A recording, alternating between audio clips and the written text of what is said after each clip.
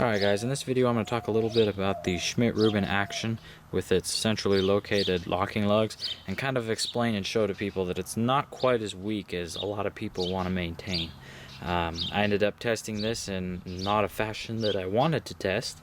Definitely not a super scientific test, but I lent my rifle here to some people who will not be named, and they were doing a lot of shooting with it, and they were also doing a lot of shooting with a 308. And they were shooting their 308 with this Federal gold medal match.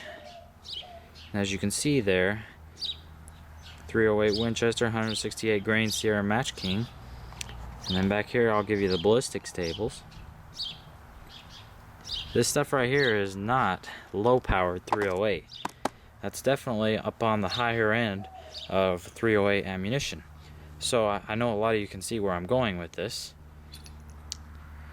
At some point throughout the day, a 308 Sierra Match King or Federal gold medal match round was chambered into the Swiss 1911 here and fired, and in fact hit the target at 200 yards, and it only had about a 2-inch low impact shift. So at the time, nobody realized that it had even happened.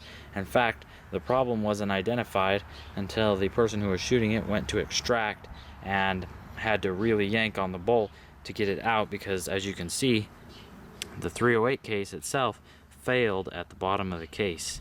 That's where the feed ramp is that feeds these into the case, and that's where it failed, kind of like you see when you have a high pressure round in a Glock where they fail. So as you can see though, other than that, it's sized up very nicely, and the action held it really tight, like I said, and not even the impact shift was much lower.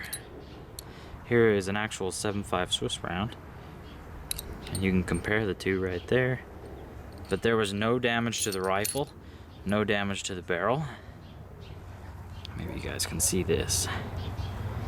There's the primer that flattened out like a pancake and came out of there. Hopefully you guys can see all this up close. But yeah, no major structural damage to the rifle. I'm gonna wield this. I apologize. This is kind of a wieldy piece, but I'm gonna turn it around and hopefully you guys will be able to see some of this. As you can see, no structural damage to those big old locking lugs whatsoever. And I don't know if you guys are going to be able to see this, but I'm certainly going to do my due diligence. Alright guys, hopefully you can see into that channel there where the locking lugs go, that there is absolutely no damage. It's a little dirty, you can see the tool marks there, but there's absolutely no damage. And I apologize, but this is the best angle that I can get, and it took me a while to get it. Hopefully you guys can see that. I am impressed.